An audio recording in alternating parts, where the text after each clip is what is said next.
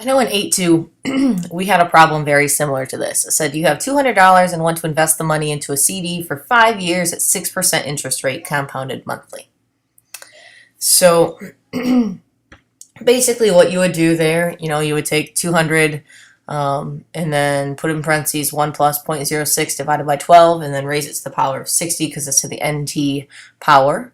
And so 12 times the 5 years is our 60. And then you just basically type that in and you get $269.77. So in 5 years, basically you earn almost $70 in interest when it's compounded like that. We're going to look at some other examples kind of similar to this, but also very different, which means solving it is going to be a little bit different process. Okay, so this is what our new problems will look like. How long would it take to double your principal at an annual interest rate of 8% compounded quarterly?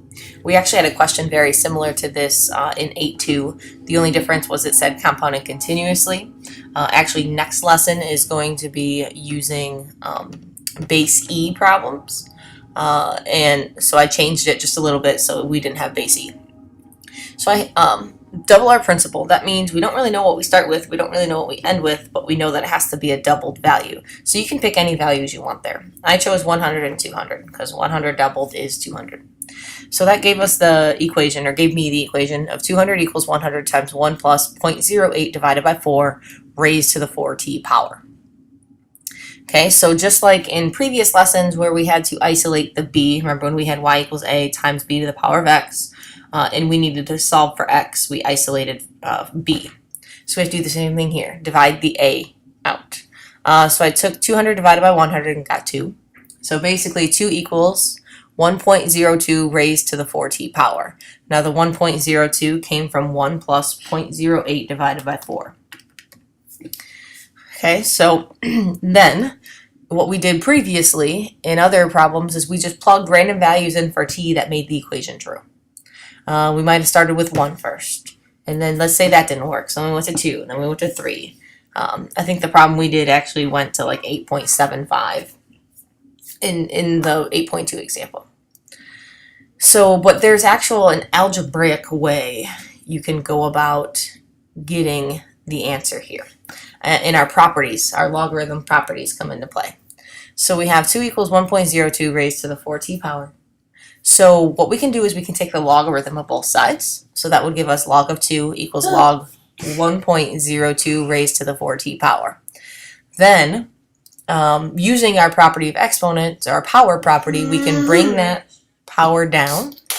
So we have log of 2 equals 4t log of 1.02.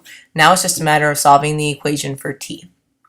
So we can divide both sides by log 1.02 to isolate that t. Actually, you can divide both sides by 4 log 1.02, or you can do it this way. So divide both sides by 1.02. So I did log 2 divided by log 1.02 and got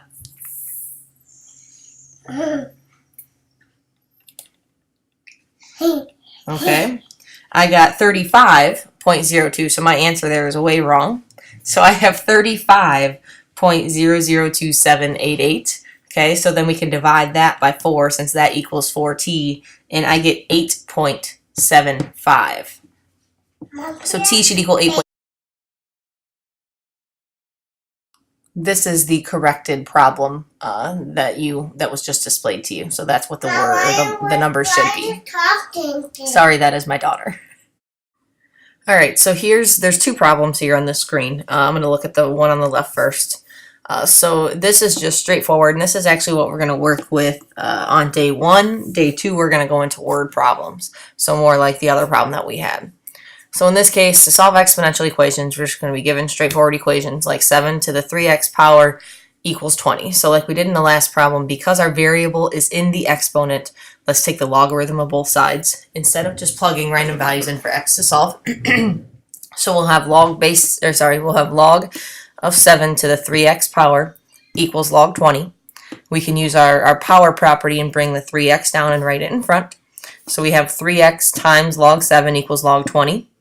Again, you can divide both sides by 3 log 7, or you can first divide both sides by log 7. So log 20 Let me make sure all this math is right since the other one was wrong. Log 20 divided by log 7 is 1.5395 rounded. So we have 3x equals 1.5395. Divide both sides there by 3. We get x equals 0.513. And then from there we have to erase, or I just checked my work, so I did 7 to the 3 times 0.513 power, and I got like 19.98, which obviously could round back up to 20. Okay, for the second problem here, I have 3 to the power of x plus 4 equals 101. We can take the log of both sides. We have log of 3 to the x plus 4 power equals log of 101. Use our power property, bring the x plus 4 down. And we have x plus 4 times log 3 equals 101. Here we'll have to divide both sides by log 3 first. So we do that, and I got 4.20086. So I have x plus 4 equals that. Subtract the 4 from both sides. You get x equals 0.2. And then 3 to the 4.2 power is 100.9.